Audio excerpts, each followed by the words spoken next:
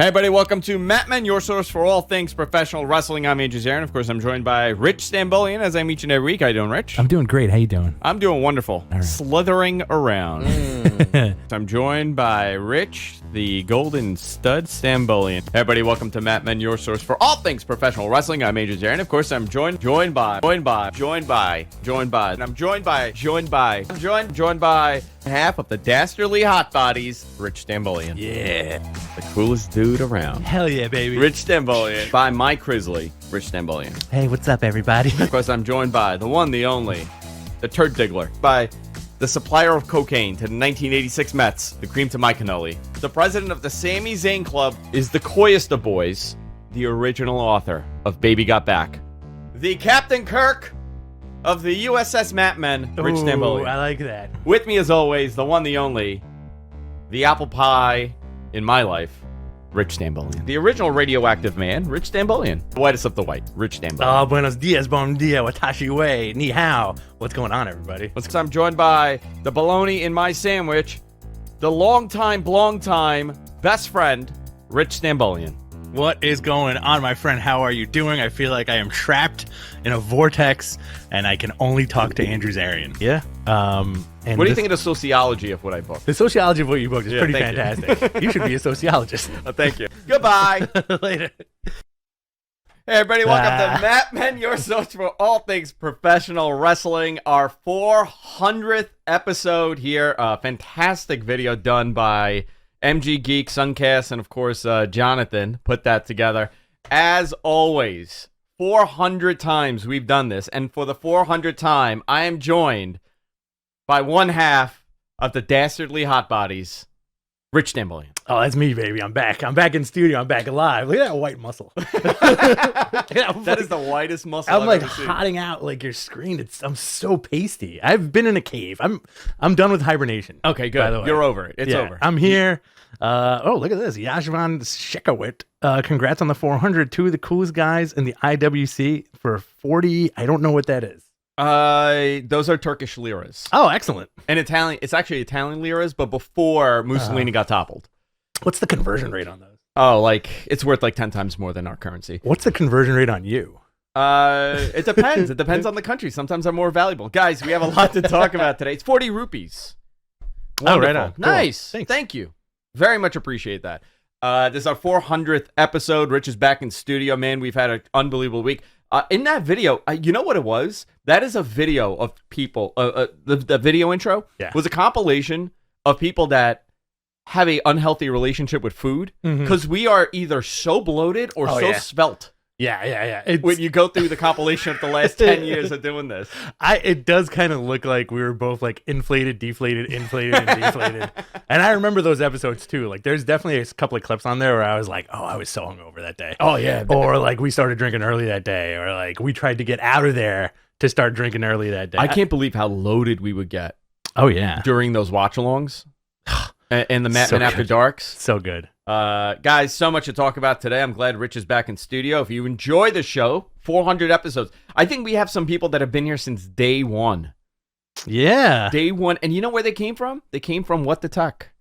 A lot of those guys came from the Tech Podcast. Tons to talk about, tons to do. Rich. Yes, sir. I've had a very eventful week. Seems like it. I think we all have. Where do you want to begin with the story here?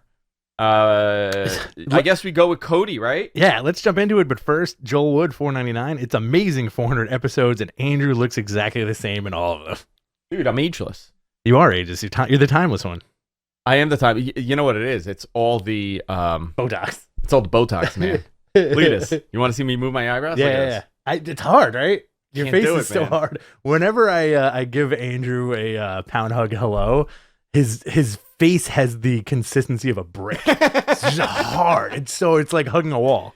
You know what's funny? Somebody asked me recently I got Botox. I'm like, thank you. I didn't, but thank you. I'll take it. Man. I'll take that. Cody Rhodes and Brandi are done with AEW. I think I've spoken about this every single day, all day, every day. I guess what I'll do, I'll break down the timeline of events. Because Rich, I was texting him. I was texting Rich and I was texting our producers while this was going on. And I'm like, okay, something big is happening. This was around Friday. and I started getting like very cryptic messages from people asking if I know something, like what's going on, and a lot of it was heavy on the WWE side, which it was very interesting. When did you hear about this? Pretty much when you heard about it, there were rumblings, I think the night before, that something was going to happen, right? And then that morning, a couple of days ago, you called me up pretty early and were like, hey, by the way, this is the deal. And then we had like a nice little discussion, which I think we can talk a little bit about once you get to the meat of it. But here's another 5 from Andrew Barker. Thank you very much. And 20 from That Bean. Happy 400, gentlemen. Keep up the great work. Here's some beer money for you. Thank you. We're gonna go have a drink today. Andrew has a question that we're gonna save for later, though. Thank you for the super chat. Yeah, that's a question. I guess let's start off with the story where like Friday there were rumblings. I'm not gonna elaborate heavy because I've spoken about this. I spoke about it on We're Live Pal with Garrett. And by the way, Garrett is fantastic. I absolutely love doing that with him. Good guy. He was really good at leading me and kind of organizing my thoughts because he kind of was in the know of this. So essentially what happened here, there was a disagreement and the story's financial. They say that they couldn't come to terms on the financial side, but a lot more has come into play here over the last couple of days, like creative power, right? Day-to-day responsibilities. I mean, you've heard a bunch of stuff. There were rumblings a while ago, and everything was denied up and down from everybody I spoke to at AEW, right? And I believe Sean put out a report on Fightful Select where he said that even on Saturday, which is exactly what was going on and what everybody said to me, something changed from Friday to Saturday and everybody was downplaying it. Then Monday, I get a phone call at 8:40 in the morning telling me that pretty much Cody's done. There's a press release coming out at 10 a.m. Eastern where they have a separation agreement or whatever that term that they used was. Yeah. And it's over. Cody's leaving. And I said, that's interesting. And then I was told about 20 minutes later that Cody's camp had been in contact with WWE officials. Fascinating. And I 100% believe the source of this. Right. Multiple people have also heard from different sources, but this I 100% believe this. It's almost unbelievable, Yeah, it's very interesting. So, fans are very split in how they're taking this, right? Yeah. I'm personally playing the skeptic when it comes to this, and I'm going to tell you guys why. And this is my theory. Apart from the money and apart from, all the backstage stuff that we really aren't privy to, it's kind of interesting to me how this guy was so not anti-WWE, right? But really all about the fans and giving the perception of the fans that WWE doesn't always win. There's a couple of sides to this. One side is if Cody signs with WWE, it kind of would disenfranchise those fans that are on his side by basically saying like, well, Vince always wins, right? Yeah. The second part of my theory, quote unquote, is that, again, I'm playing the skeptic here. This dude has been cutting these like really interesting meta promos, and he's really been leaning into his own fan perception about himself and his wife, right? Yeah. He's a very smart guy. He's a very carny guy, and he's had... Not in a bad way. Not saying that in a negative way. Not in a bad way. But do you think it is possible that Cody, by doing all of this stuff, again, this is a skeptical fan theory, by Cody doing all of this stuff, that he's creating his own wrestling multiverse? The guy is a big nerd. Okay, so you said that to me last night in the chat room, right? Yeah. And I'm gonna have fun here, right? We're just gonna have fun. I think if that is the case, that he has created this weird split in the Cody multiverse where there's the Codyverse, where there's like a Cody in WWE and there's a Cody in AEW. Right. Not saying that they're gonna do it at the same time, but this is like an alternate universe. That is very meta and like multi-layer thinking. Cody's a comic book guy. Exactly. Maybe internally that's how he's justified. I'm not saying that that's what it is at all. We're not saying that. Right. I also didn't say Bill Goldberg is wrestling Steve Austin. I got the text at WrestleMania. Okay. No. I got the text from you where you were like, dude, if it comes down to Goldberg and Brock, sign me up. I did say that. I did say that to you. Yeah, I mean, if he, this is a whole like interesting Codyverse thing. Plus, the other thing is like in numerous interviews, Cody has said that he gets texts from Vince McMahon. Listen, Cody is a business guy, right? But let's get into this nitty gritty a little bit here, right? Because there's a lot of layers to the story. I don't believe that it's 100% a financial thing. I never think it's a financial thing when it comes to something like this, and I'll tell you why. Right. Listen, Rich. Let's say we're doing this together, right? You're a VP of Matt Men Enterprises, and we started this together, which we did. Okay, here's a great example. We started this together, right? This show on a very smaller scale. Yes, we're friends. Everybody's cool. Right. Everybody's connected. Everybody works together. Would it be purely a financial thing for you to be like, I'm leaving and I'm gonna go work with the podcast that I hated? No, you do that when there's something else to this. Right. That's interesting though. I gotta tell you, I mean, one of the things that I heard and was sent to me by a couple people was that certain wording bothered Cody. Okay, this is interesting. Listen, I'm gonna say I've heard this from like 3-4 people. So I'm gonna, I don't want to go into the exact detail of what it is, but certain wording bothered him, and certain lack of credit bothered him. Where Tony is the guy, right? He runs the place, he owns the place, and there was some stuff where that Forbes article that came out, where Tony lists like, I'm the creator, I'm the founder, I'm the this, I'm the that in the beginning. And by the way, rightfully so, he's not saying anything wrong, right. At all. And nobody should look at him and be like, oh, you see, he's taking all the credit. He funded the thing, he started the thing, he does 5,000 different things, this guy. That changed something. That's what, was said to me by multiple people. That was just another layer to this. Listen, it very well could be that Cody felt that, his powers kind of lacking there. Maybe he thought he saw himself in a very different role. Maybe he saw himself as, I don't know. I think this is a very bizarre story, but at the end of the day, it's professional wrestling, which is bizarre, which is always bizarre. Yeah. And in Cody's defense, he's going to do what he feels is best for his family. Yeah. Wrestling is a very short career for many people. It could change overnight. Yeah. Literally, you could twist your ankle by 3 centimeters and shatter your whole career. Right. So if you have an opportunity to be presented in this big picture way, and I'm not saying that that's what WWE's planning. I don't know the exact plan. I just know people internally at WWE have told me that the anticipation is that he's going there. It's fascinating. It's bizarre. It's dramatic. I think this is everything that we love an odd way about pro wrestling. I also think this is like kayfabe 2.0. When you think about these bullet points, right? 1, he made that dollar bet with Dave Meltzer about selling out the arena years ago. Yeah. Right? Yeah. 2, he had his pro wrestling list. 3, he followed it through. 4, he is on he's the face. He's one of the faces on everything they do for Rampage, the intros, Dynamite, not the anymore. Intros. Right. The Go Big Show, the Roads to the Top, all the documentaries on YouTube. Like, he's in everything, right? I find it fascinating that the backstage folks are saying like he wanted more, right? Yeah. But listen, like what do we have on right now? The Go Big Show.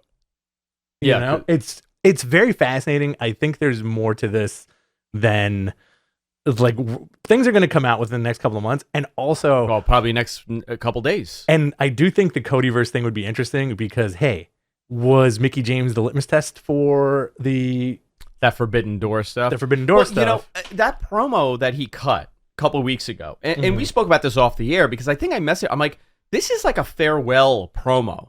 Right? Like, if that promo where he brought up CM Punk and the Forbidden Door stuff, that to me felt like, and he came out and he's like, I was told I should save this, but I don't know when I'll get a chance to do it, so here it is. It was almost like, hey, listen, I don't think I'm sticking around, but I want everyone to know, like, it was a weird program to start with CM Punk. But without starting a program with CM Punk, it was more like a shot at him, saying like everybody's giving him the credit, but he left for 7 years. I didn't leave. I went to Ring of Honor. I went to New Japan. I went all over the world. I am the Forbidden Door. I'm the actual guy that went and did all these things. But again, when you say that, it's very meta. Very And meta. also, when you think about it, like you brought up a very good point. That was like could be taken as a goodbye promo, but his last 4 promos also could be taken as goodbye promos. You know, if this guy if he's a smart guy, and if you're writing a book, this is how you write that book, right? This is how you take your character from A to B. You know, it's like Bilbo's there and back again. Yeah. You know? Well, here's the other part, right, of all this. Yeah. Let's say he goes to WWE. By the way, Brandy's not part of that. Brandy's not going to WWE according to the reports. Okay. Listen, they just had a baby, you know? Yeah. If he does go, he's going to be, I'm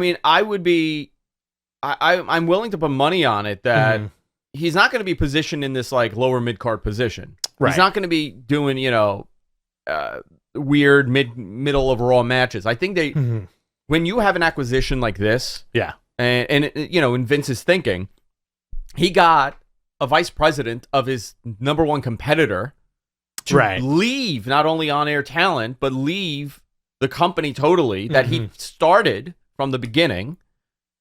He was one of the core people to leave and to go back to Vince. You use this in every possible way to show the optics. Hey, listen, if morale was that bad here, why would this guy come back? How good is it over at AEW if this guy is leaving? It's fascinating. It is fascinating. I mean, listen, this is PR optics. Right. This is, Right. And I think, unfortunately for AEW, WWE does a much better job at the PR aspect because they're far deep rooted with these other networks. Right. You know, when WWE picks up the phone and calls, the New York Post and they run that story, they run it, exactly how it's being presented. Right, exactly. AEW doesn't have that because they're not an institution yet, which WWE is. It's man, there's so many layers to this, and I love it. It's very meaty, and I think it's both driving people crazy and making people kind of want more. Right? Yeah. I think, well, if whatever makes the guy happy, I'm sure he'll land on his feet. Whatever he does, again, there's more to this story, and we're gonna find out about it. And a lot of people internally have come out and tweeted like it's not a work, etc. And I feel like a lot of people think it is. I'm called an idiot. Somebody accused me of being in on the work. And this guy's like, you guys aren't fooling anybody. I know you and Sapp and Meltzer are all in on it with AEW. I'm like, guys, first of all, what an elaborate work. What a piece of business that would be. Yeah. It's like you and it's like Pat Patterson by the pool at Vince's house. Yeah, that's what we do. It's like you and Sean and Dave just getting together talking about the wrestling internets. Are you part of like wrestling internet? Illuminati. I'm part of the Illuminati. Are you part of the Illuminati? You're part of the kayfabe? Yeah, Dave sits with an owl on his shoulders, 2 owls, and it's just biceps the logos. And we just wear cloaks and we just like just bow down. That's that how it doesn't works. sound like fun at all. Oh, it's not. It's not at all. We got $5 from Derek. Thanks, Derek. You guys are almost as cool as Matt Riddle's abs. Congrats, bro. Joel, we're gonna address your question. 1999. Thank you very much. We're gonna take care of that later. Bob Bro, $10. 400 episodes in Armenia. You're now married by common law. That is true. 100%. That's true. And we got a $5 donation from GBS. Nothing attached. Pretty cool. Nice. And then you got James. James got a $10 donation there. Oh, there we go. That's a question, James. We're going to save it. We're going to save those questions for later. But thank you for the love, everybody. We appreciate it. There is a lot to this, right? There's way more to this than is out there. Yeah. I think it's going to start trickling little by little. But, here's a question for you. What does this do? Is this a hit to AEW? Yeah, but in a weird way, no. Yes and no. Like, here's another 2 things that I think you're gonna be able to comment on. Right? One of his best friends is Brian Danielson. Yeah. Right. It was him, Brody, and Claudio. They were like a group. Right. Claudio Castiglione, Cesaro. That's an interesting thing. This guy, one of your buds, just comes to the company and you're gonna leave. Weird move. Yeah. Right. His other best friend just won the NWA title. Yeah, Matt Cardona. As a fan, I'm kind of like, there's something percolating. Do you know what I want to see? Well, I want him to show up in GCW at that show, and help Cardona beat X-Pac and Joey Janela. Amazing. Can you like? I'm being serious here, right? Yeah. Like, you know what? He didn't want to turn heel, but my God, what a heat moment that is. I think he's a very creative guy, Cody. He knows what he's doing. You know, his father, his brother, two, legendary acts in the history of professional wrestling. He's not far from it. I'm just going to say I think everybody should wait a little and see what happens, because I personally think that if they are going to offer Cody a lot of money, which I believe they will, they are going to treat him as a top act. Now, as I say that, I'm not saying that he's not going to be squashed in a 3-minute match, against Brock Lesnar at some point, because WWE does crazy stuff. They do. I'm saying if you have access to this guy, and this is not a once in a lifetime opportunity, but these opportunities don't come along. Right. You want to capitalize as much as you can. And this guy looks like a star. He's Homelander. Yeah. Big, giant blonde with a ridiculous neck tattoo. His neck tattoo, though, 2 years left on the contract, all right? He's not going anywhere. It would be funny if he walked into Tony Khan's office, peeled off the tattoo, and slammed it on his desk like it was a badge. And he was just like, I'm out of here. Tattoo just walks away. Give me a tattoo. Give me your trunks. Give me your shoes. You're on suspension. Bang. Slaps him on the desk. Obviously, the Cody stuff, we are in deep with this. The statement was released on Tuesday morning, like we said. He had been working out the contract for 6 weeks. Talks fell apart over the weekend. WWE wants him. Yeah. I mean, everybody I spoke to there is like, yeah, of course we want Cody. So that's a big thing. Here's a fantasy situation for you, right? Yeah. Cody versus Roman Reigns. Yeah. Right? Cody's about to win. I'm sorry, Roman's about to win, right? Yeah. Roman goes for a third Superman punch. Out of nowhere, Kenny Omega V-trigger disappears. Oh, you would die. You would die if that happened, right? Oh, I'd explode. Yeah. I would do a backflip right out my apartment window. I know. It's like the best fan fiction. It's never happened. It really is. Well, we're getting Jay White fan fiction. I do like the Codyverse stuff, though. Yeah. If somebody sends that to Cody, I think he should think about doing like a Codyverse where there's like different versions of Cody. Exactly. There's the superhero version. Like we have the Homelander version. We have Dashing. We have the American Nightmare. Stardust. Yeah. He has created his own multiverse. Handsome. That was a good one when he had the bag over his head. Yes. Fantastic gimmick. And I was out of wrestling at that point. I hated pro wrestling. I could not watch it, but that was like a bright light. He was the best part of SmackDown at a certain point. Okay, WWE. Okay, so here's. I thought the big story on Tuesday was going to be the Steve Austin stuff. Yeah. Right? So Kevin Owens cuts a promo on Raw. Pretty much like setting up a Steve Austin feud. Really taking a dump on Texas. Took a dump on Texas, like sets this up, and I could tell you that, spoke to people at WWE, they are very hopeful that this is going to happen. I don't know what condition Steve's in. I know, do you remember that right before the pandemic, Steve showed up and he ran the ropes over and over again? Remember that? And he got like loaded in the ring and all the beer and stuff. Yeah. And everyone's like, wow, he's moving good. You know? This is 2019, I think this happened. Yeah. So Kevin Owens, Steve Austin, right? That's the story. It got buried by Cody. I never thought a Cody Rhodes story would get buried by would bury a Steve Austin returning after 19 years. Super he has not wrestled. I think he did the redneck triathlon, right? Didn't he do that? Yeah, something like that. And he wrestled Bischoff at one point. That was his last match. But like an actual last match was 19 years ago. Yeah. In 2003. How real is this? I think this is pretty real.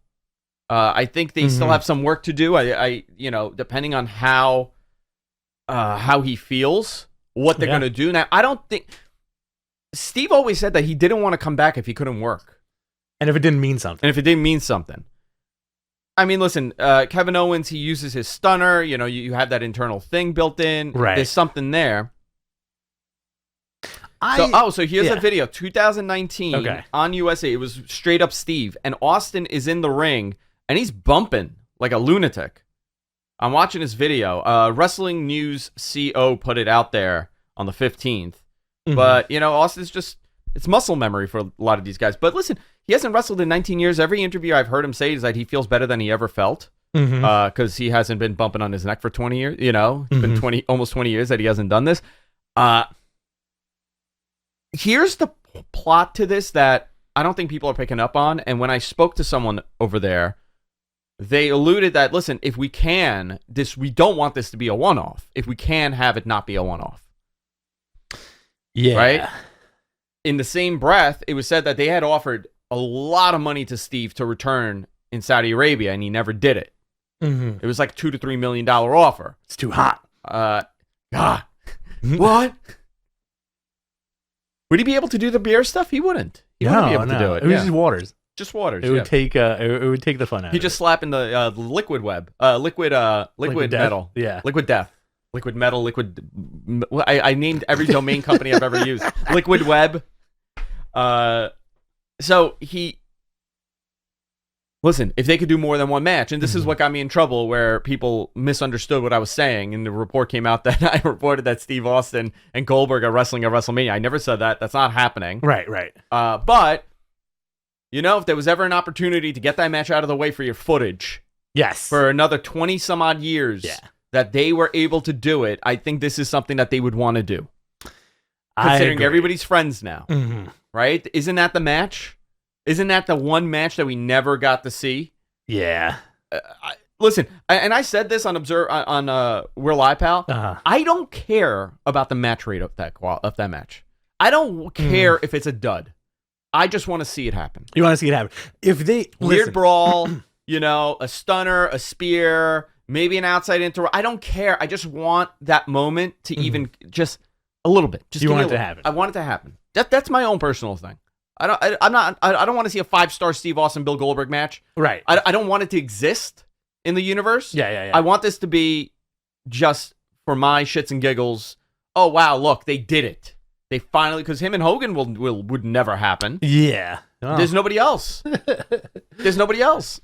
That would be, man. Listen, if we're going to get Steve Austin versus Kevin Owens at WrestleMania, what do you think it will be a match or just an interaction? Because, like, they could easily have Austin show up and say, like, I heard you've been talking trash about Texas.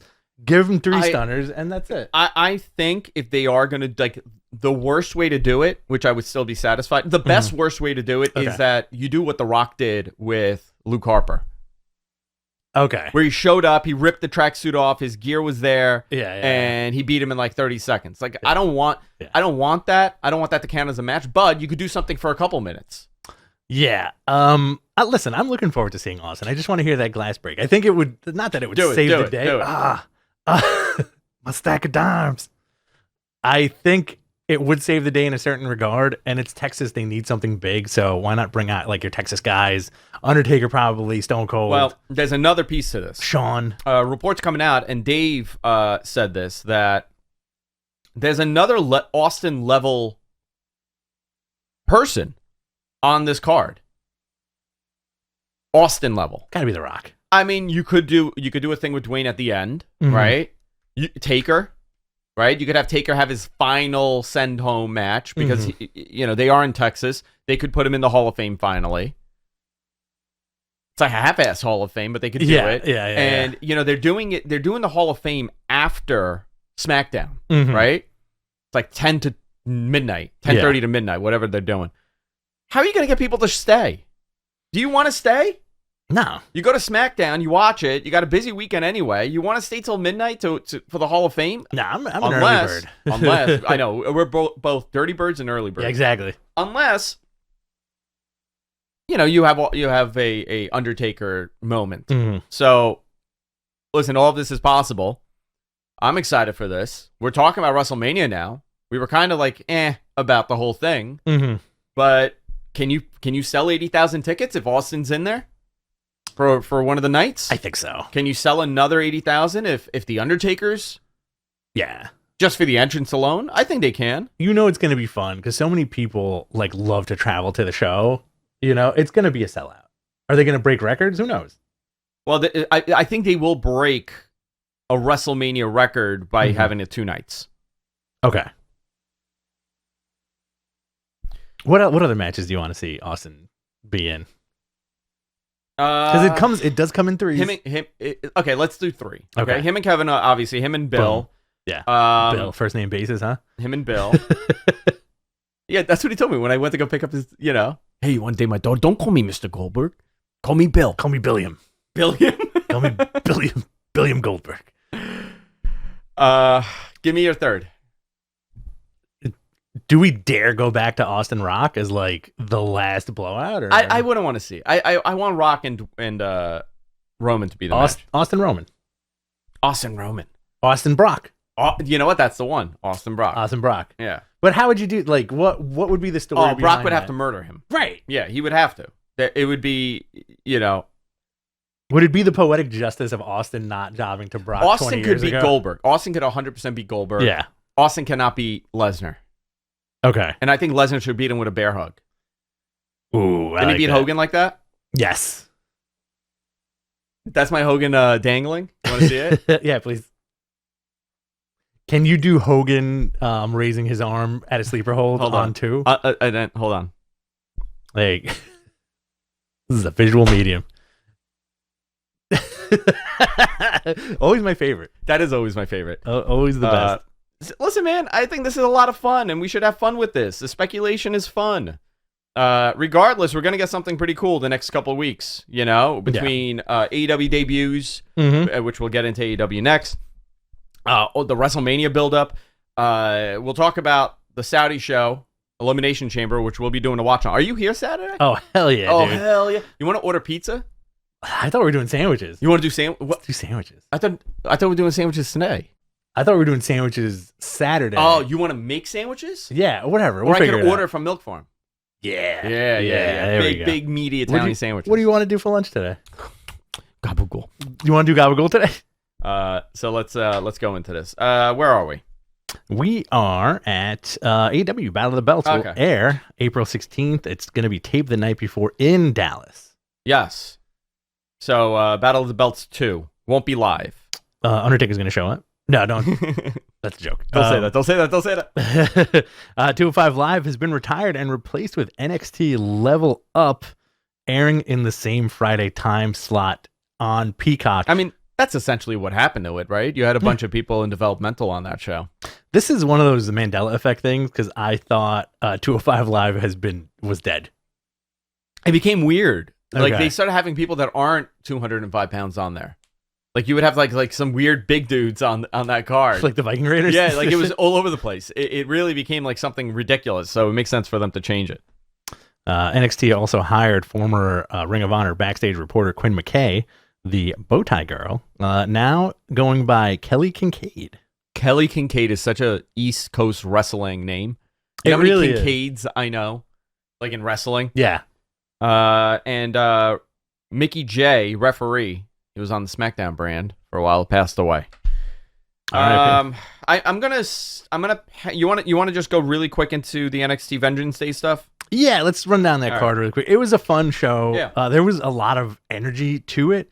Pete Dunne beat Tony D'Angelo in a weaponized steel cage match. That was fun. Toxic Attraction beat Indy Hartwell and Persia Pirotta to retain the Women's Tag Team Championships. That was fun.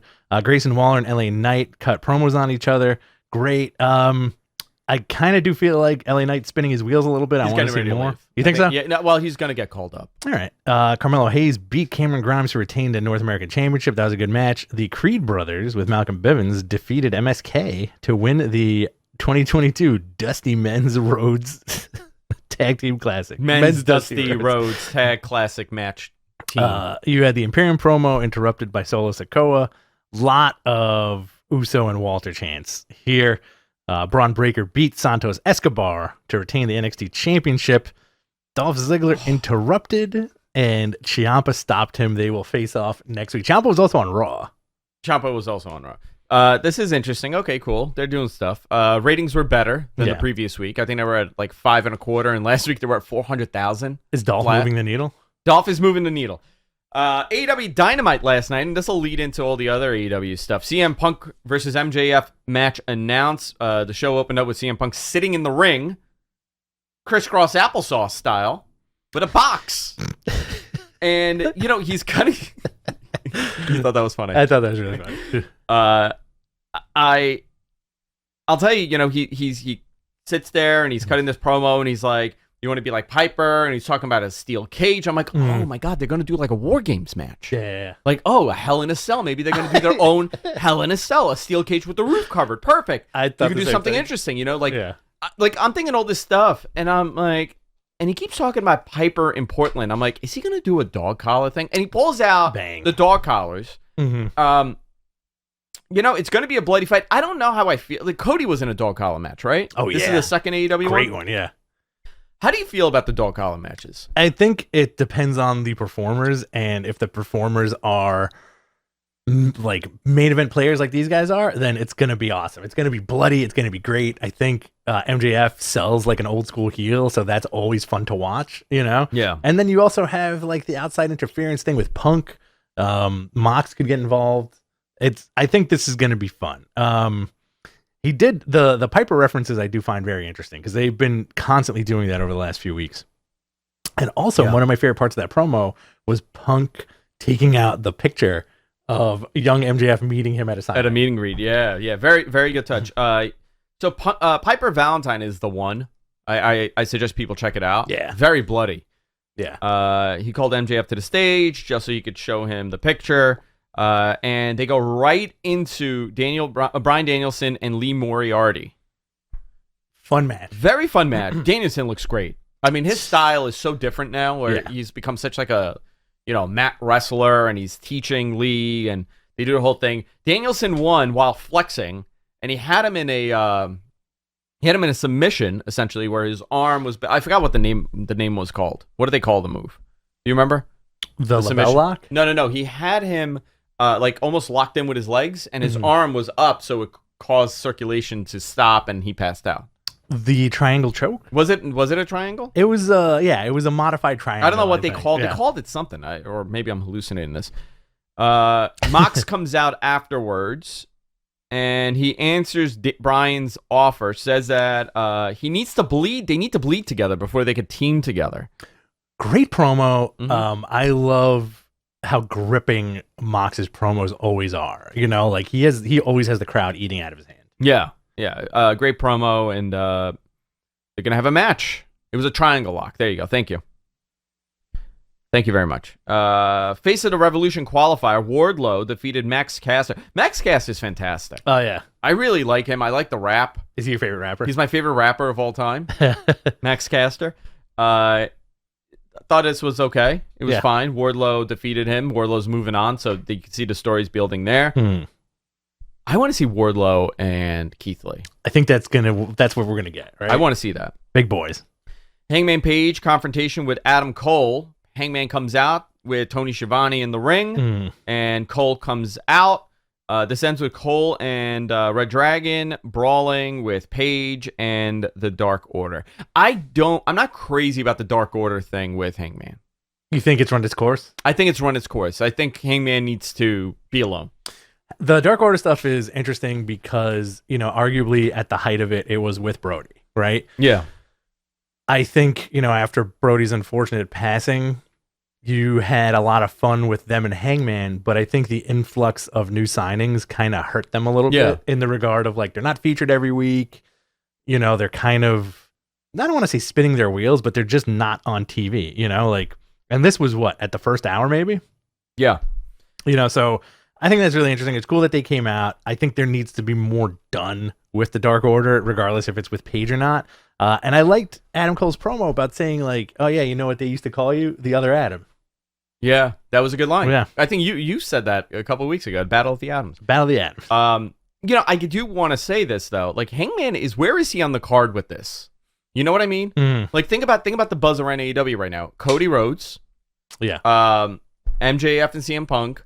Danielson and Mox. Yeah. And then maybe now you have Hangman. Very interesting. But you also have all the other elements and the other surprises. So in a weird way, this is a positive because that means there's your top tier is very strong. Dense, yeah. It's so dense that your world title, your champion, is kind of like third on the list, but I think they need to position him a little bit better. I think this is going to be a great match, him and Adam Cole. Yeah. And this is going to lead into something big here. Santana and Ortiz defeated Chris Jericho and Jake Hager. Very good match. Great match, yeah. Jericho looked good. He was moving much quicker. He's lost some weight. You could see, he did that running bulldog, and he got some height that he hasn't gotten in years. So he looked good. Eddie Kingston was in Santana and Ortiz's corner. Eddie helped them get the pin. Thought this was good. Is that your trio going forward? I think that's your trio, yeah. But who's on? Listen, you could do LAX again. Yeah. Do like a new version of LAX. Yeah. I think this is setting up for possibly Hager to be on his own for a bit and Jericho leaving to do like tour stuff. Well, we're gonna get Jericho and Kingston for sure. Yeah. Do you think that we're gonna get that at Revolution? I think so. Yeah. I like when Hager was in the ring with Ortiz. He was yelling at him like, "We're boys. Like, what are you doing?" Yeah. We're buddies. Very good job. No DQ match. Thunder Rosa, Mercedes Martinez. What did you think of this? That's fun. It was fun. It was fun. I like Thunder Rosa coming out as the bride / Bruce Lee. Oh, is that what she did? Yeah, she came out in the yellow. Game of Death outfit.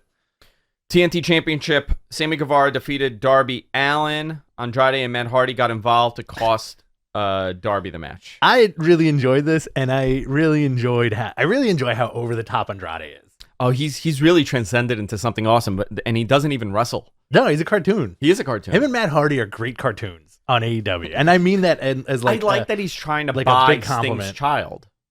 Like he's trying to buy his boy. Yeah, come here, give me your boy. Give me your boy. Fantastic stuff. Andrade is doing some really cool stuff there, and that's it. Yes, there will be a third member of the House of Black, right? Yes, and it looks like it's going to be Buddy Matthews. Very interesting. Didn't he lose an eye also? I want to say yeah. Did he lose an eye? I think so. I think they did with the Rey Mysterio angle.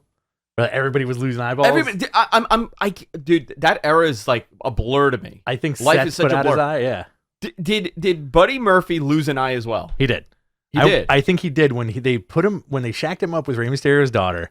And I think, well, you want to date my daughter? You want to date my daughter? You want to date me? Yeah. You and then Seth, I think, put his eye out. A lot of eye stuff in pro wrestling in the last few years, right? Why? Why is that the thing? Why are we spitting in eyes and why are we poking eyes? Seth and Ray. Someone in the chat room confirm this. Malachi Black, Aleister Black, right? Yeah. He had an eye thing. Pac had an eye thing. Mox had an eye thing. Santana had an eye thing. Who else? I feel like everybody who was cool at one point had the eye thing going. Julia Hart. Yeah. Right? Julia Hart lost an eye. This is the eye is the new cast. Oh, interesting. No, he did not. The angle was just dropped. I thought he lost an eye. There is, you know what? You want to talk about the split in the universe? I am the Mandela effect. I am 100% that he lost an eye. Yeah, same here. 100%. I don't care what I don't care about footage. It's just like how I said Bill Goldberg is wrestling Steve Austin. Oh boy. I don't care for proof. All right. You know what? That's gonna get taken out of that entire sentence is gonna get taken out of context. I'm just having fun. I really don't care. You got AEW Rampage tomorrow's lineup: Adam Cole versus 10, Jay White versus Trent Beretta. Listen, man, Jay White cutting that promo last night, fantastic. I'm excited, dude. I hope it clicks. I think it will click. I hope it clicks because he's young too. How old is he? Not even 30. No, he's not even 30. I think he's like 26. Jay White. 29. 29, yeah. He's born in 92. Great promo. He also said, I believe the other day, that why can't you have Bullet Club and Impact, New Japan, and AEW? Because they're really leaning heavy into the Bullet Club stuff. And the Bucks have been off AEW TV. Not off, but like they haven't really been featured in anything, right? Trey says, did you reference Bruce Lee when it was Kill Bill? About Thunder Rosa's outfit. No, I said it was the bride / Bruce Lee's outfit from Game of Death. There you go. There you go, bud. You know your Bruce Lee. I know what I'm talking about. You know with comic books and stuff, you know what you're talking about. Movies, comic books. It is wild that the Bullet Club is still, instrumental in every organization. Very cool. They need that dose of cool again, though. You know what? I got it. I got the Cody stuff. Hit me with the cool stuff. Go ahead. He's going to do the Jeff Jarrett gimmick. Everywhere he goes. He's just going to be like Jeff Jarrett. Okay. He's going to go. People are going to boo him. He's going to go anti-great. And he's going to, get his dog to bite somebody and then pin and win the world title. That's what I want them to do. Him and Jarrett should team up. GCW champion. Wasn't he? No, not GCW. Global Force Wrestling. GFW. I want to see that. That's the first thing that came to my head. I was like, is Cody going to make his own GFW? I don't know, man. We'll see what happens. Guys from Queens Wrestling. Guys from Queens Wrestling. You're also going to get Serena Deeb's 5-minute challenge and the Face of the Revolution Quiet Fire. The Face of the Revolution qualifier, Powerhouse Hobbs versus Dante Martin. That's going to be a good one. That is going to be a good one. You think the Revolution stuff is going to come down to all the big boys like Hobbs, Wardlow, and Keith Lee? Yeah, dude, I like that. I like the big meat boys. Where's Brian Cage? Where is so? Brian Cage did an indie show. I forgot for what company it was, and Max Caster was on the card. And I think they were like on opposite sides. And Caster cut a promo on him, pretty much saying like, "You're done with him. You're done with Dynamite." Like ragging on him. Like, where the hell you been? You haven't been on TV. Huh. Here's another one. He has some issues with AEW. You want to add another one to the lineup at WWE? I mean, he would fit tremendously over there. Big monster dude. Yeah, big dude. I think. Do you think he's going to be Cody's inaugural GFW champion? Yeah, you want? Yeah, that'll be it. AEW Dynamite 223 next week's lineup: House of Black, Malachi Black and Brody King versus Death Triangle. Kingston and Jericho face to face, and a tag team battle royale for the top contendership. That's going to be fun. Yeah. All right. Let's go WWE notes. Real quick. Yeah. Did you think Miro was going to show up last night at the main event? No. Why? Because of the TNT Championship. Oh, you know what? For a minute, I was thinking, like, where the hell is he? But I neck injury. Is it? Oh, he's hurt. Apparently, like he's banged up. Who knows if that's like fully kayfabe or not? WWE notes: Lesnar suplexed Austin Theory in the opening segment of Raw. By the way, Brock Lesnar on Pat McAfee's show. Yeah. How fantastic was he? He's great, man. He's a lunatic. I like Loosey Goosey Brock is great. What's up with the cowboy hat? That's his thing. He's a cowboy. He's a rancher. He's a big fan of Yellowstone now. He loves. Is that what he said? No, I'm assuming. I know a lot of people who have bought cowboy hats because of that show. Jess watches Yellowstone. She likes that. And Yellow Jacket. No, he's a big Yellow Jackets fan. Okay. Huge Yellow Jackets fan. Alexa Bliss is cured. Oh, wonderful. And is now in the chamber match. Great. Cool. This is from SmackDown. Rousey and Naomi versus Sonya and Charlotte made official. Friday's segment is going to be apparently something else. And there's going to be an IC title match this Friday. And this Saturday, Elimination Chamber. Elimination Chamber live from Saudi Arabia. From the Jihad Superdome. They're bringing 12 women over 3 matches on this one. Elimination Chamber match for the WWE title. Brock Lesnar, Seth Rollins, Austin Theory, Matt Riddle, AJ Styles, and Bobby Lashley. You know, you really want to bury that Shane McMahon story, you sign Cody Rhodes. Right? Do the reversey. Like, what if Shane shows up on Dynamite next week? Yeah. Oh, boy. Elimination Chamber match for the Raw Women's title shot at WrestleMania. Doudrop, Liv Morgan, Rhea Ripley, Nikki Ash, and Bianca Belair versus Alexa Bliss as well. Yes. WWE Universal title match. Bill Goldberg versus Roman Reigns. Raw Women's title match. Lita versus Becky Lynch. Great. Lita said that she doesn't have any plans beyond this match with WWE. Is she going to take the title and leave? I'm going to take the title and leave. Do you think this is where do you think Goldberg beats Roman, takes the title in Saudi Arabia? So there's something wonky happening, right? Okay. Isn't that the story? That there's going to be a lot of twists and turns. Okay. All right. That's what was said. Twists and turns. They are also treating these like big events now. Yes. And you know what? I think Nick Khan looked at this like, guys, this is a huge show. We're in a stadium. We're in another country. Maybe we should like treat this like a real pay-per-view. And I think, like they're really going for it. Yeah. Where were we? You got the Viking Raiders versus the Usos for the SmackDown tag team titles. And you have a Falls Count Anywhere match. Is somebody coming in? What was that? You're hearing it too? You have a Falls Count Anywhere match, Bad Cat Boss versus Rebecca McIntyre, and a tag team match, Ronda Rousey and Naomi versus Sonya Deville, and SmackDown Women's Champion Charlotte Flair. Yeah. Does that close the show, or does that start the show? No, it starts the show. It's going to be Goldberg and Roman, probably. No. Well, they have like the big chamber matches, which or the chamber will probably do it. I wonder how. I'm going to ask you something. Yeah. How much do you think that costs? Do you think they shipped everything over there, or do you think they gave them specs to build it? No. They have to ship it. Wow. I wonder if they have like located in like somewhere in Europe, right? They have like a little warehouse where they store all the shit for European stuff, because that's going to cost so much money to ship that thing. Yeah. You know, that alone is a lot of money to ship to Saudi Arabia, that monstrosity of a cage. So we'll see what happens. Yeah, it's bananas, dude. Yeah. All right. Q&A time? Q&A time. Do you want to do question? Do you want to do Q&A, or do you want to do the viewer's choice booking, or do you want to save that for another time? Let's do let's go down the list. Okay. Yeah, whatever we have. So we had a poll for the Yeah. 400th episode fantasy booking viewer's choice. Okay. And these were the options, right? We put this poll out. Scenario 1. What if Cody, Kenny, and the Bucks signed with WWE instead of AEW? Rebook the 2019 landscape. Okay. Scenario number 2. In 2014, CM Punk doesn't leave. Bryan and Reigns don't get hurt. What does the 2015 Rumble look like with Brock still scheduled to face the champion at SummerSlam? Okay. You got one of those for me later? Yeah. Scenario number 3. Triple H didn't blow his quad in 2001, and he is part of the Invasion Angle. Okay, that's a good one too. Scenario 4. After winning the title at Money in the Bank in 2011, Punk leaves WWE and doesn't return until the 2012 And that would Royal be Rumble. June 2011 to January 2012. Got it.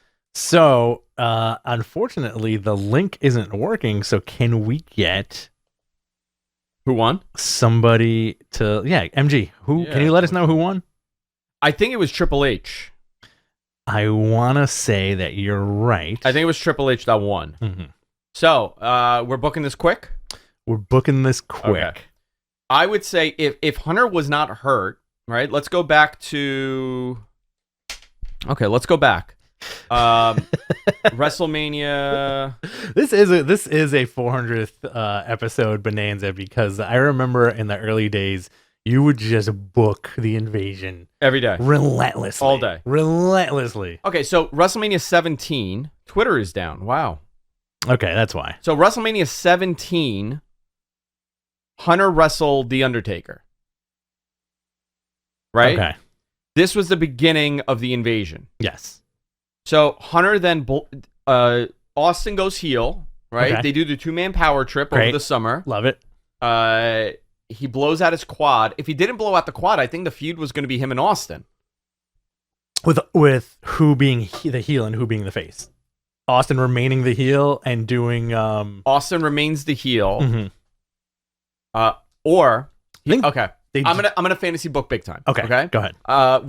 With different variables in play. Sure. The Invasion Angle's happening. Great. Triple H is healthy. Austin is same healthy. players. Same players. Everything Okay. is fine, right? I would have Austin stay on Raw, Team Raw. Mhm. I would have Triple H defect to WCW, Okay. and this would allow Nash and Hall to come in. Or are we doing all the same players are involved? The only difference is that Triple H is not hurt. Well, if we do both, I think all the same players are involved, and I think you get a double swerve where Austin still is Team WCW Okay. and Triple H is still Team WWE, but then the roles get reversed, and then you get that like one of my favorite part about the invasion was JR losing his mind when Austin became a face again and stunned everybody. That was on a the huge way moment. back. Right. Yeah. I think you keep that, but the buildup is like the final person to get stunned is Triple H. I would say Triple H becomes the first undisputed champion. Interesting. Also, Okay. I would have that be off Really? Instead of Jericho? Instead of Jericho. Okay. I like that. Because that was a whole situation. They didn't want to do... They ended up having to do Jericho. I think if you want to do fantasy and have Triple H become Terrorizing and gets Hall and Nash and X-Pac, that would have also been a great invasion. That would have been a great invasion, too. I think that there was a lot that you could have done here. Tons that you could have done here. Because he missed out that whole invasion angle. Was he around when Scott Hall and Kevin Nash showed up? Yeah, he had to have been. March. Or was he still No. hurt? He was back. March 2000. No Way Out 2002. Oh, no. I'm so sorry. Yeah. I have skipped a year. Yeah. I mixed up the years. I'm so sorry. So, Hall and Nash are nowhere to be. Mm-hmm. He was back by the time that Hall and Nash were there. So he was back in January. He won the Rumble that year, right? He won the 2002 Rumble. He had his match with Jericho that should not have gone on when it went on because it was a dead match. I think that you would have escalated the rise of Triple H. Okay. You know, I think it would have been just pushed forward. I think there would have been a better chance at the Shawn stuff earlier. Interesting. Bless you. Thank you. Because Shawn came back in 2002 as well. Right. So I think a lot of that stuff would have been pushed forward. Where, you know, maybe the big reveal is that Hall and Nash return at the end of the Invasion. You know, the other thing I was talking to Lance about, and I think this is a nice little tidbit that nobody talks about. You know what killed the whole WCW thing, right? Was that match in Tacoma. Which the Booker T and Buff Bagwell, right? That match killed all the WCW plans, where Linda was supposed to get ownership of Raw. Because the divorce was happening at that point. Right. So she gets that, hands it to Shane, and WCW Nitro becomes the Monday spot, and SmackDown becomes the WWE spot. Interesting. That all went out the window because of the horrible match that they had. Do you know who was supposed to have that match with Booker T? Who? Lance Storm. Oh, get out of here. Lance told, he was on Wrestling Observer Live with me on Sunday. Wow. He's like, I'm like, oh my God, imagine if it was Lance, but they thought Lance wasn't WCW enough, which is true. That is true, yeah. You know? But imagine if it was Lance Storm and Booker T. They have this tremendous match, and that whole concept goes away that they're going to kill WCW, and they actually move forward with the WCW plan. Ooh, fascinating. A lot shifts there, right? A whole lot shifts there, because that's heralded as like one of the worst main events of all time. It was a doom match. It was the end. That killed the whole. The end. It was the end. But they were also in Tacoma, which was not a WCW property, and I thought it was so stupid because you've told your audience that these guys are the bad guys. Right. For 10 years. That they suck, they're below you. Exactly. And now, all of a sudden, you're putting them on TV. What do you think people are going to do? Would Booker, if the match with Lance did happen, would Booker T have been even more elevated? Yeah, I think so. I think Lance would have made him look like $1 million, and Booker would have been the one that was getting cheered. Totally. Interesting. Buff Bagwell. Unbelievable. Everything changes on it. Like, listen, man, everything changes. Wrestling's weird. Wrestling is weird. Yeah. I like that Triple H stuff. Yeah. I think that at the end of the day, if Triple H did not get hurt, you would have had the two-man power trip have like a feud. You would have done something, and maybe Hunter would have been on Team WCW. Or they both start with Team WCW, and then one of them defects. Maybe. Yeah. Yeah. But I do think, you know, like the end of that, like you need Austin turning face and stunning everybody, right? And the last person, again, should be Triple H, if that was the case. And then you have their match. Yeah. Right? Interesting. Fascinating. Stuff. Yeah, very fascinating. You've waited 10 years to do a solid, this is your best Invasion booking. You think so? I think so. I felt that it wasn't that great. I feel like this was your most solid without any wild shit happening, you know? Because then Austin could recruit Sting. If you're going fantasy, right? Who can we get to beat these guys? There's the NWO facing us. Well, you know, Sting. Nash was always coming. Yeah. Nash was always going to come. It's just a matter of they want to sit on those contracts. I think if they did have that WCW show, WWE would have enticed them to be bought out of that contract, those Turner deals. I'm very convinced of that. That's very interesting. Yeah. Speaking of a fantasy scenario, what if Cody shows up on WWE TV, resurrecting the NWO? Oh man, I don't know. I don't want to see the NWO. Yay or nay? I say nay. Okay. I think he needs to be put into. I like his Homelander shit, but with John Cena as part of it. Void John Cena. Yeah, okay. Bring him back from the. What if he resurrects him? Brings the boogeyman in to resurrect him from the void. Supernatural powers. Bray's void, and Bray's gone. He's never getting out. He became. Look at it this way. He never got out, and he's Peacemaker now. Oh my god, it's very interesting. By the way, Peacemaker's fantastic. Peacemaker's awesome, and he's so good. Season 2. Yeah, season 2's coming. The other big question I think on people's minds is where is Wyndham Rotunda? That's a great question. We're inundated with messages every day. People want to know where is Wyndham Rotunda, and great question. It is a great question. It's an unsolved mystery of wrestling at this point. All right, you want to do some questions? Let's do it. Cool. All right, guys. Q&A time, boys and girls. We're gonna take some questions, and then we have a little treat for you guys at the end. Yeah. Let's see here. Let's take a look at the super chats. We got one from Cadillac Carson here, $4.99. SRS, Andrew, and Meltzer would be one heck of a stable. Yeah, but we worship Meltzer's arms. That's how it works. And that's how we come out. Sean is on one shoulder, I'm on the other, and he just walks around flexing, and we just sit on the shoulder in like bikinis. Oh yeah, bikinis. Bikini. Is in this situation is Meltzer Dalton Castle and you guys are the boys? No, he's like that Hogan picture where he has the babes on his shoulder. That's what it is. Yeah. All right. This is from James Mordor. How would you guys book the Cody Rhodes character in AEW if he chose not to leave? Congrats on 400, fellas. Almost Friday. I always enjoy the Cody stuff. I like that he was kind of this babyface that got booed and wouldn't turn. His matches were fantastic, and what a great way to end his AEW run. Yeah, 5-star match to begin it, 5-star match to end it. He really went all out on that match. I think so. No pun intended. I think, you know what? I would have booked the guy to win the world championship at some point. That's another weird thing too, right? He kind of screwed himself with that. I thought that was silly. I'm going to tell you. Okay, tell me. I thought that was silly. Yeah. That they did that where he won't ever challenge again. But, when and if he comes back, he could say, look, I got a whole new contract now. That's off. I want the title now. Big things are coming. Yeah. Very interesting. Listen, when you, Meltzer, and SRS get your shit together, and when you guys release the narrative, I want to know. I want to be on the ground floor. Okay. This is from the Joel. Illuminati, right? The Illuminati, yeah. This is from Joel Wood, Super Chat 1999. Thank you, Joel. I have a 3-part question. Part 1. Let's go through these individually. What percentage would you give Cody returning to WWE? What percentage? 70. 70. Okay, yeah. I'll agree with you. Part 2. What percentage do you give Brandi joining WWE? Very little. 10%. I go 50%. Okay. What are the odds of Cody keeping his current music, which he owns? He owns that music? Yeah. Oh, that's interesting. Well, if he owns it, he could play it if WWE wants to let him do it.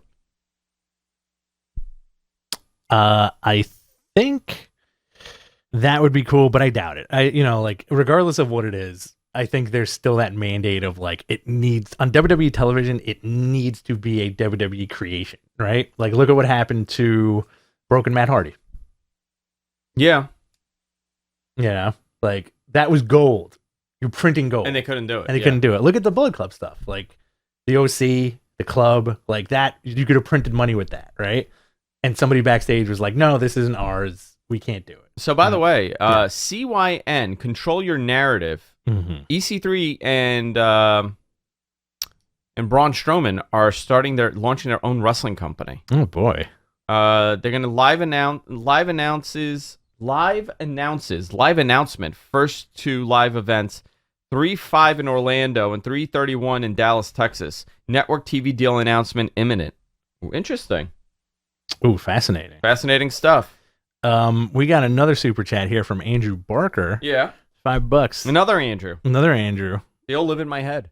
What are like Herman's Head? You remember that show? Great show. What are the odds Cody is the new creative lead of NXT just so Vince can flip the bird to Triple H? I mean, there's no beef between Hunter and Triple H. I'm sorry, Vince and Triple H. I don't think there's like a beef here at all. I think that's like a bizarre story that we're hearing, but I don't know what Cody wants to do. Does he want to be hands-on with the business side? I think he's a great mind. I mean, it would be a shame or waste if he's not. But there's a lot of this stuff like Cody wants creative. Does Cody want creative control? Do you get that in WWE? I think if you're a big enough name, then you get some. But yeah, interesting. I mean, like when the Bucks were about to get signed, Triple H was really throwing a lot of money at them a few years ago. Very interesting. All interesting stuff. This is from Soccer Stash on Twitter. How much is Meltzer paying you? Oh, so much. Ask Matt Men. My God, I'm getting paid so much money. Let's see. This is from M on Twitter.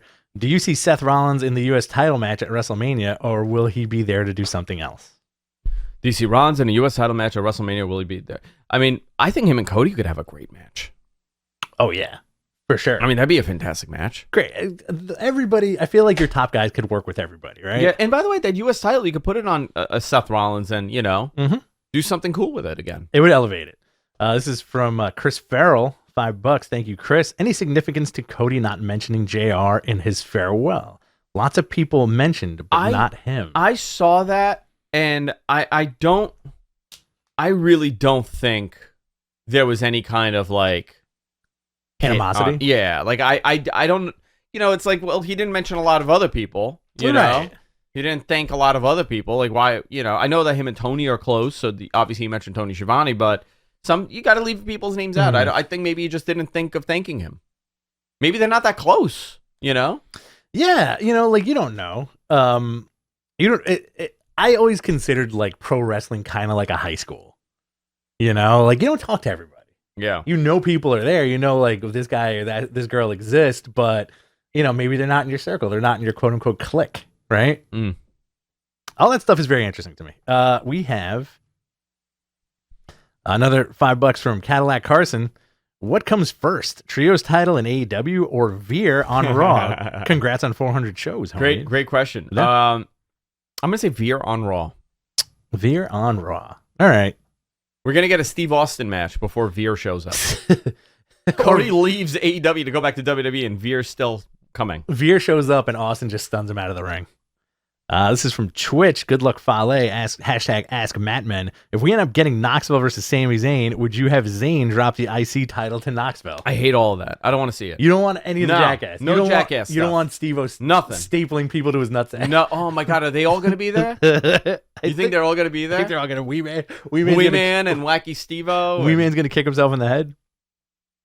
This is from Tony Scarf 93. Is Cody definitely going to WWE? I mean, there's no definite. Nothing is signed yet, but that's the rumor. This is from James. People at WWE think so. Right. Very interesting. A lot of people at WWE think so. See, that's very interesting because there's so many levels to that deal that, is it a possibility that they can keep that as tight-lipped as possible until a debut? I don't think they're going to be able to be tight-lipped. I think people are going to leak this. Okay. Yeah. I'd be shocked. I'd be shocked too. Does it take away a little bit from the Austin thing? I do. Well, let's see what happens with the Austin thing. Okay. Like I'll give an example. On Pat McAfee's show, Brock Lesnar said, I understand from talking about Austin, I understand from the business aspect for that time, Steve left and didn't want to work with me. It was probably the right decision for him at the time. I don't hold a grudge against it at all. Business is business. Here's a question for you. Does Cody show up in Saudi Arabia in the chamber? I wouldn't do it that way. Mm-hmm. I wouldn't do it that way. No, you wouldn't. Yeah. You wouldn't have your new signee show up on a show on international soil. No, I would have it mean like build a story around it first. Here's my question to you, Andy Zarian. How do you book Cody's debut in WWE? Who does he feud with? Well, that's the question. Yeah. Like, how do you book him debuting, and what's his first feud? If you were Vince McMahon, if you were Tony Khan, if you were Stephanie McMahon writing all the creative. I really don't have an answer to that. Oh, interesting. I'm stumped with that. I really am. I'm stumped with it, which I like being stumped with it because then it's going to be unpredictable. Okay. I don't know. Interesting. Let me think about it. All right. This is from James Mortar. Do you guys see Cardona bringing the NWA title to AEW? No, I don't know what's going on with that. They really haven't intertwined much. I know Cardona went there for like a week and then left. So I think Cardona's realized that he doesn't want to sign anywhere.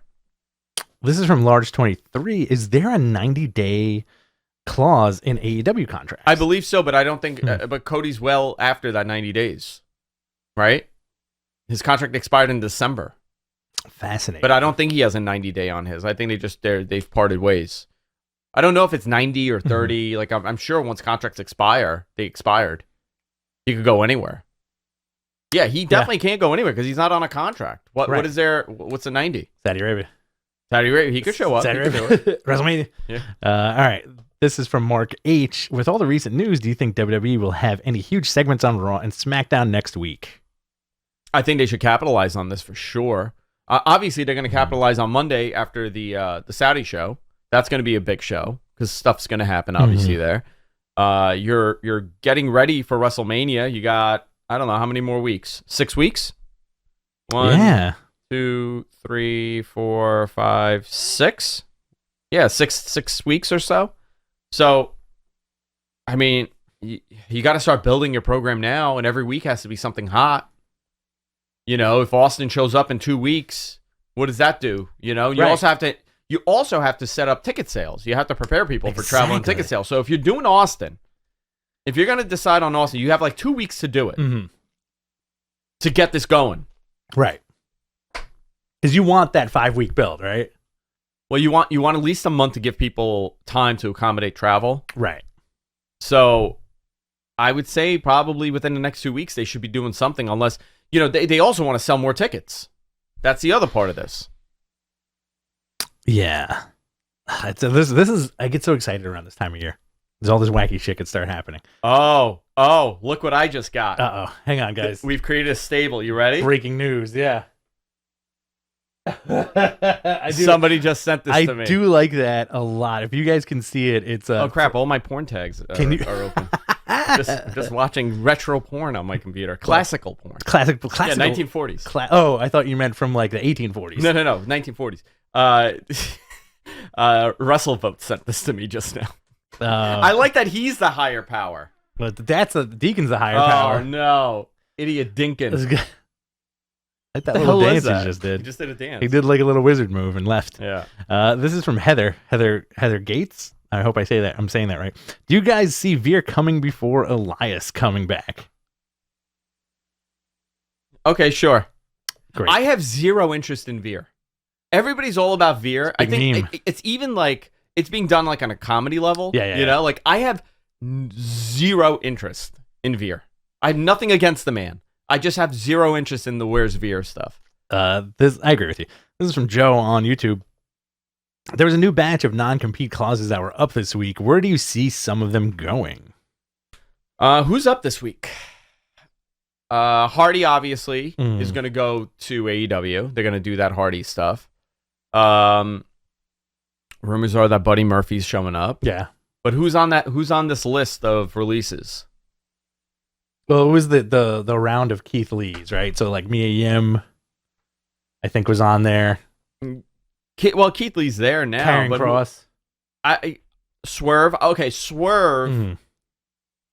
Tegan Knox. Swerve. I can tell you that a lot of people want him in AEW. People in AEW want him in AEW. Swerve. Yeah. Okay. Yeah. So I wouldn't be surprised if we see him show up there. I think he'd elevate the brand a little bit. Yeah. You know, he's good. The guy was great. Very talented. Very talented. If I were to take a guess, I would say Storm. I'm sorry. Swerve is AEW bound. Based on tons of people talking. I'll give you names. You tell me where. Tony Storm would be a great get for their women's division for sure. Karen Cross. I'm gonna pass. Interesting. Yeah. NWA. I'll tell you off the air. Okay. All right. Interesting. Tegan Knox. I don't know where Tegan would go. Oh, all right. I think Tegan would be a great get for them also. Very cool. Do you want to do more questions? Yeah, let's do a couple more. You want to do a couple more? Yeah. All right. Let's see. Do like 3 more minutes. This is from BC Knight on Twitch. How quickly should Roxy win the NXT Women's Championship? I say debut match against Mandy Rose. I don't know. Really, they've that title was so elevated, and now it's like a nothing. Yeah, they're here for us. Oh, did you get a limo? Oh, the beeping is happening in my head again. Oh boy, nobody else hears it but me. I say keep that title on Mandy for a while. Listen, I do too, but when that title was like the work woman's title. You know what I mean? Think about who was competing for that NXT title. Charlotte, Bayley, Sasha. I mean, it was It was big a deal. It was a big deal. Asuka. Yeah. You know, like you had such elevation. By the way, Asuka should be arriving soon. Mm-hmm. I think she's ready. She's good to go. Yeah, she's been posting a lot of wacky videos on her Instagram page too. Yeah. This next one's from Connor. She's in the cult also. She's in the Illuminati too. Oh, yeah, wow. This next one's from Connor. Can you make a case for Brock Lesnar on wrestling's Mount Rushmore? Oh, of course. What would your case be? Listen, it's who's the biggest draws in the business? That's how I would do it. Forget about work rate. Okay. Let's forget about work rate. Who's on right? your Mount Rushmore? Well, do you want to do like just business? Just business. Hogan, Bruno, Mm-hmm. Cena, Brock. Wow. Actually, Austin. Dwayne, Austin. Well, no, I gotta cut someone. Okay, Austin. Okay, I got it. Austin, Hogan, Bruno, and Rock. That's Austin, Hogan, Bruno, and Rock for business. Business. Wrestling business Mount Rushmore. Business. What's the other Mount Rushmore of wrestling? That includes Brock Lesnar.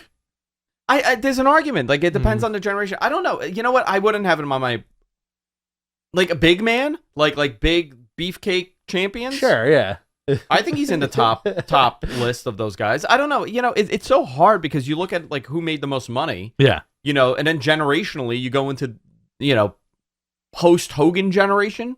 Well... Oh boy! It's over. We gotta do go. it. That's do it. You gotta unplug episodes. me right now. Like I would say, like post 2000s, it would be Cena, Lesnar, Hunter. You know, like you would have a different list every couple decades. I do think though, if you're talking business wise, it was definitely Cena, Austin, Hogan, and Bruno. Those were key instruments in changing the business and maintaining, you know, like you talk about the lineage of like Bruno Sammartino that created that big pop in the, you know, late 60s, 70s, and then, you know, Hogan took it over 20 years later. After Hogan, who picked up the ball? Austin did. Right. After Austin, who picked it up? It was, you know, Rock Austin, but then it was Cena. Yeah. Who's now? Roman. It's, you know what? Roman and Lesnar. I think it's such an interesting question when people ask about Mount Rushmores, but I feel like there's not enough room for everybody you want to put on that list. Just think about it this way, okay? Brock Lesnar has been around for 20 years, okay? 2002, he started OVW. He debuted in 2001, he went to OVW, debuted in 2002. This guy has been wrestling for 20 years. Give me, like, another era that somebody 20 years in could still be actively wrestling. That's like saying... Okay. Well, Bruno debuted in the late 60s, so he was wrestling in the late 80s. Hogan was still doing it, right? AJ Styles would be on that AJ's list. on that too, but but it's more common now than it was like in the Attitude Era. Yes. Like think about like if we had in that era, like you had guys from 20 years ago wrestling still. Yeah, I mean, you kind of like, but WWE like Goldberg was on top of the wrestling business in 1998, right? 22 years ago. 24 years ago, I'm so sorry. Who's a guy in 1998 from 24 years prior could have been in top of the business? That's fascinating. You're talking 1974. Who was in top of the business in 1974? Ric Flair? No, Ric Flair was later, right? Yeah, a couple years later. But, I mean, isn't that interesting to look back and think about? And it really is. I mean, 1974, somebody give me a name. I feel like it's like, you know, like our wrestling history. Greg Valentine? I mean, you know what I mean? Greg Valentine, there you go. It's a fascinating look back, and you think about like, well, you never did this back then. Well, you didn't really do it because you couldn't. Right. These guys did not look at 54, 55, 57 like anybody else. Terry Funk's one name, but Terry Funk was later, I think. Yeah. But, you know, you got to look back and say, like, the industry changes so much, health changes so much. A guy like AJ Styles would be considered a dinosaur 20 years ago. Right. Hogan, we were having arguments that Hulk Hogan and Ric Flair were too old.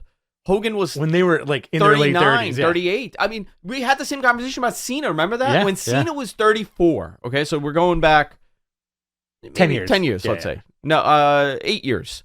The conversation was, man, you only got a couple more years with John Cena because by 40, he's different times, man. Different times. Everything has changed. Yeah. These guys are on such unbelievable regimens. Look at Minoru Suzuki. He's 142 years old. The guy looks nothing older than 45. really nuts when you think about it too. Especially, I think if you take away the ageism that WWE is very fond of, like you could have had a Macho Man wrestle for another 10 years. Well, right? You know what I would love to do? I would love to do fantasy booking. We should bring back this fantasy booking segment. Yes. I would love to do if Macho never leaves. Oh yeah, right? Because his last match was with Crush. Mm-hmm. And then he was like, "See you later." But I believe him and Shawn did a house show. But he was supposed to be in a feud with Shawn Michaels. Yeah. What would that have done? That's my favorite. One of my favorite wrestling what ifs. 1998. Macho Man Randy Savage still in WWE. Great. Him and Austin. Imagine that. I would love to do. Actually, I was talking to Jess about this, and I'm dead serious about this. I would like to do a collaborative book. Okay. Of all the what ifs, but done properly. Yes. Like done by not just like me being a jerk off and fantasy booking, like done by like have a chapter. Dave Meltzer books it. Yeah. Have a chapter. Wade Keller. You have these top guys that have been watching this and viewing this, or have wrestlers in there too. That's a great idea. I would love to do a compilation of that because you could kind of see like people's thought process and what the better outcome would have been, because now you're playing, Monday morning quarterback. Yeah. And it's always kind of better when you do that. That's a lot of fun. I love thinking about that stuff. You want to do one more question? Yeah, let's do that. All right. This one is from Estilo Latino on Twitch. Let's do this. If you want a super chat, we'll do the next 3 super chats. Great. Right after this question, what's been the reaction from Warner Media? Who takes? Oh man, you cannot have these questions disappear on me like this. Who takes over as AEW's Warner Media ambassador? I think that's a big hit for them. By the way, okay. Cody was very aligned with Warner Media. I could tell you, the TV side knew on Monday morning. Interesting. So I asked a bunch of people there, and I asked them over the weekend, and nobody had heard, unless they were kayfabing me, which is always possible. That is true. Yeah. Sometimes they tell me like, "Oh, I don't know," and then they get like, they feel bad, like they get very scared. Tony Khan shows up there with a stick, and he goes like this. Yeah, guys. We have time for a couple more questions. If you want to super chat us, we will answer your question immediately. Yeah. But I think that is a hit. But again, he is a media asset to WWE. Yes. I think this is optics wise, I keep saying this, and I'm using that specifically to explain the situation here. Optics wise, I think this is a very good positive for AEW, for WWE. If they're telling the story, the narrative is the truth that morale is kind of shitty. Yeah. People feel unheard over there. They're not that super happy.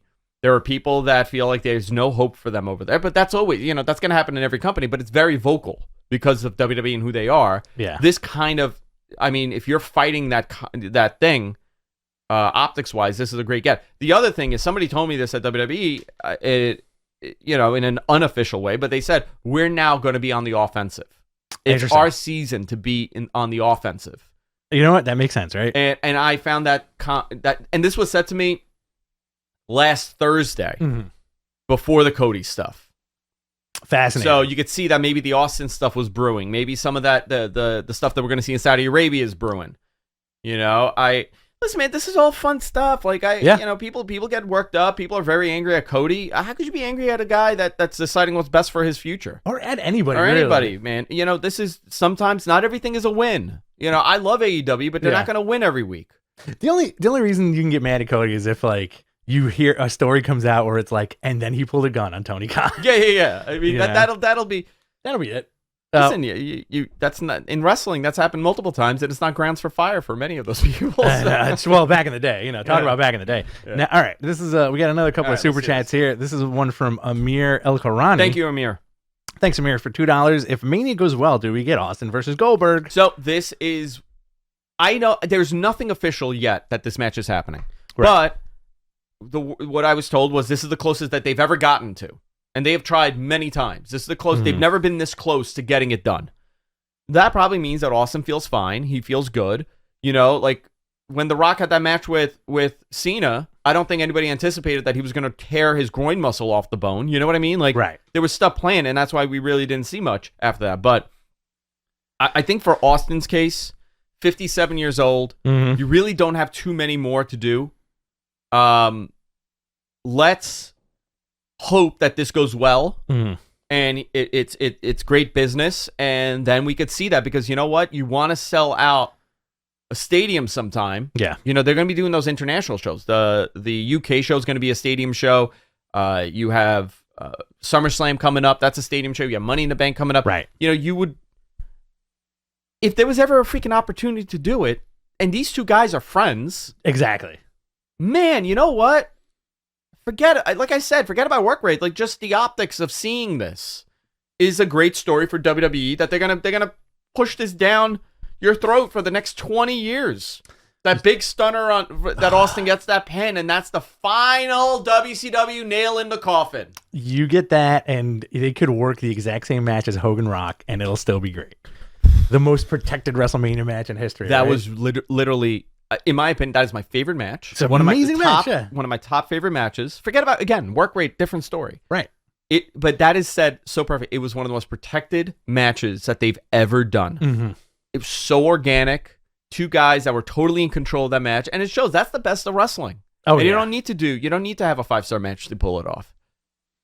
We got a couple of more super chats here. Joel Wood, $4.99. Johnny Gargano. Any news on where he goes? Back to WWE or over to AEW? I think he's after the baby. The baby, the rapper, not the child that is go into this again. Yeah, the baby, the baby, the brat and the baby. All right, I think AEW, right? He's like, things simmered down. He's into dadhood, and he shows up at some point. I think he's gonna show up on BTE first.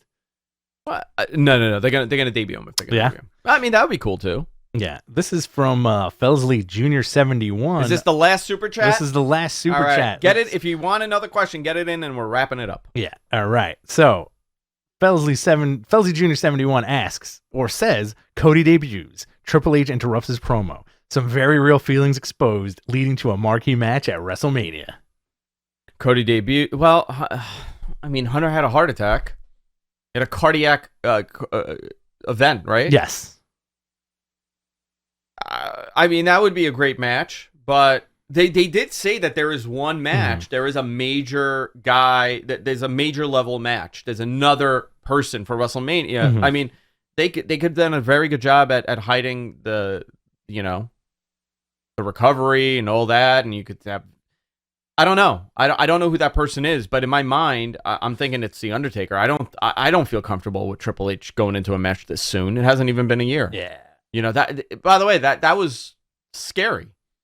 Yeah. It's not this it wasn't this minor thing. It's always frightening when that happens to somebody, but wasn't also Jerry Lawler wrestling like the week after he had his heart attack? Yeah, but Jerry Lawler just drinks, Coca-Cola, and he recovers from everything. Do you want to do one more question, or do you want to show our beautiful? Oh, let's show our beautiful video. Yeah. All right, guys. We have a video package here from a lot of you guys that you send in your congratulations videos. We're gonna go into this, but man, 400 episodes. 400 episodes to another 400. Another 10 years of another this. 10 years. Listen, man. Who knows? We're gonna be doing this from the moon at some point, and our next guest is gonna be Stone Cold Steve Austin. Oh, that's why you're wearing the shirt. That's why I'm wearing it. Oh, hell yeah. But all right, guys. We'll show you this video, and then we'll say our thank yous.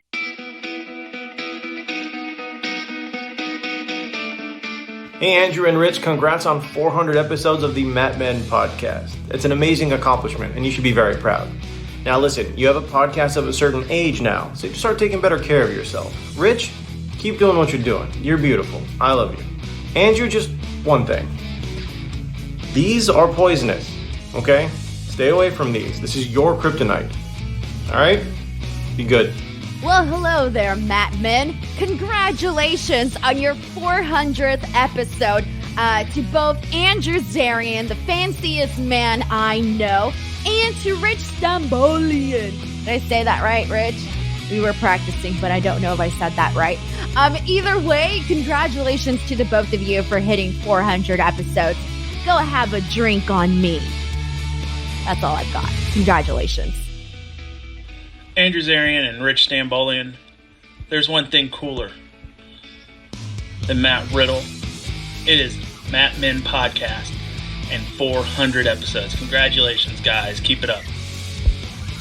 What's up, guys? It's Robbie from Barstool, and I'm just wishing you guys a happy 400th episode. It's an amazing accomplishment. I actually looked up what the main event of Raw 400 was, and it was Triple H and Stephanie McMahon versus Kurt Angle and Trish Stratus. Kind of like that WrestleMania 34 match, replaced Trish with Ronda. Congrats on 400 episodes. Awesome accomplishment, guys. Andrew and Rich, congratulations on 400 episodes of Matt Men Podcast. Honestly, I thought you guys would have tapped out at 50, but here we are. Here's to 400 more episodes. Here's to 400 more Hangouts and 400 more SummerSlams where I can sneak in on your ticket at the last minute. Love you guys. Looking forward to seeing you again soon. Take care. Oh, hello. This is Top Cult's Kyle Davis, wishing Andrew Zarian and Rich... Damn, dude. Do I not know your last name? Stramboli. Wishing Andrew Zarian and Rich Stramboli a congratulations on making it to 400 episodes of Matt Men. Congratulations, guys. You've earned it. You deserve it. We'll celebrate tonight. I'll see you both in bed.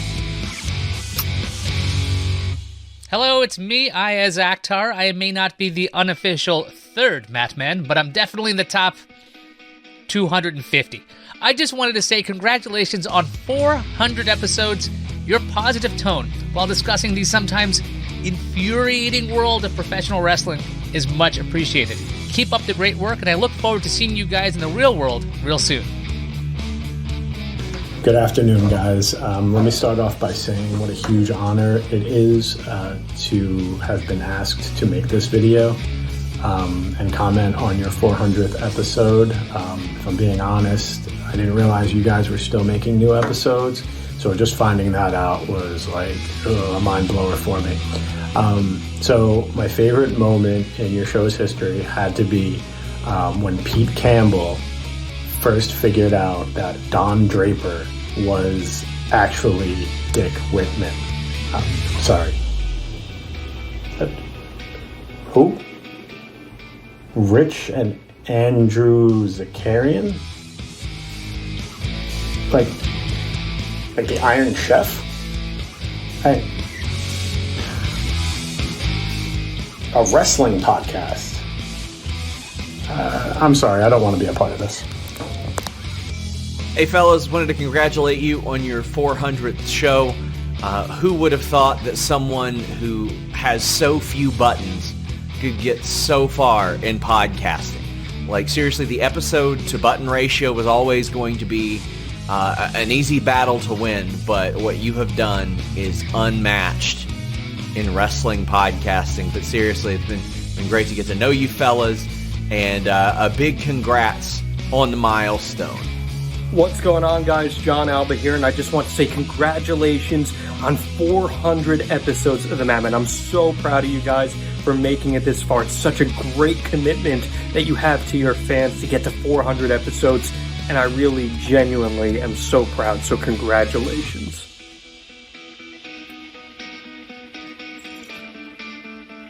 I swear, if I get called Andrew Zarian again at a wrestling show, I'm going to absolutely lose my...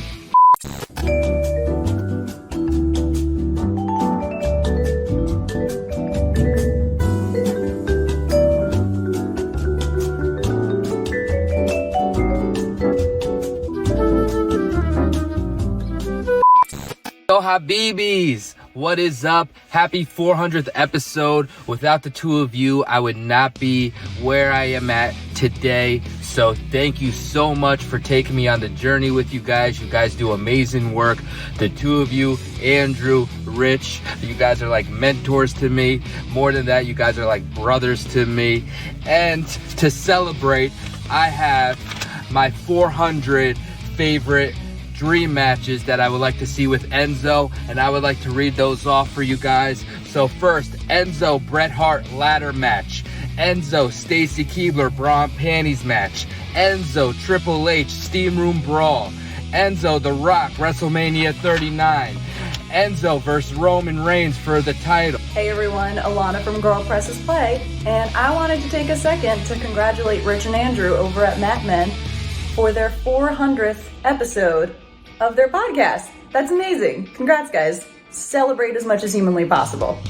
I just wanted to send a big congratulations to my friends Andrew Zarian and Rich Stambolian over at the Mat Men Wrestling Podcast, because you guys have done 400 episodes now. That is incredible. 400 episodes. 400 times you guys have gone on the air and tried to make sense out of some horseshit storyline in the world of professional wrestling. And God bless you for continuing week after week to make sense out of this ludicrous art form that we call professional wrestling.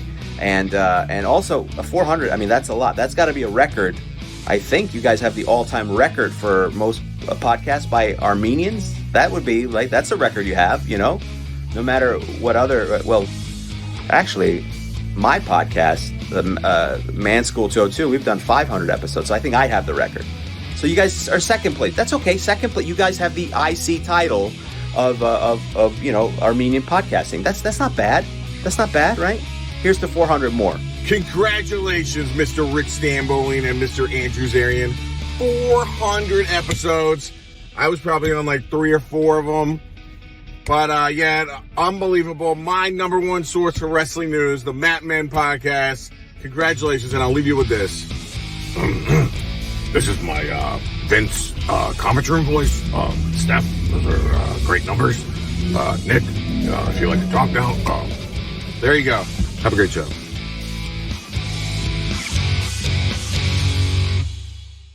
That was a lot of fun. That was fun. Fantastic job, guys. Yeah. You know, first of all, Horny Harry, loved it.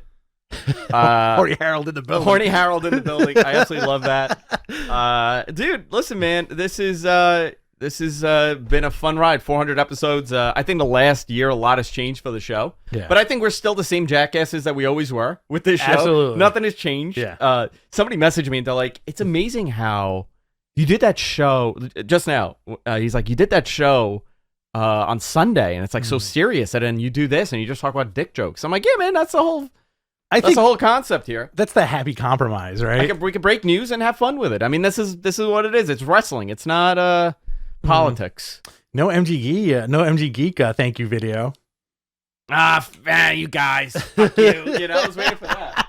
You think it would have been 3 minutes of him cursing us out? Yeah, that's what it would have been. Guys, thank you all for tuning in for 400 episodes. Thank you. Great production Andrew. too, by the way. Hey, you know what, Rich? Thank you. Thank you. I got to also shout out, you know, the one of the original Mat Men, Jonathan. Also, like, yeah, here for the initial run. Left in 2014, but you know, here we are, 400 episodes later.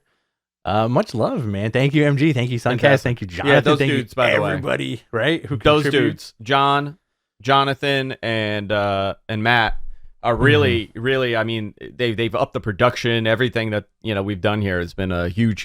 They've been a huge part of it. Suncast has been a huge part of since the beginning of GFQ, 2009. I know he's been here, and you know what? He was a viewer.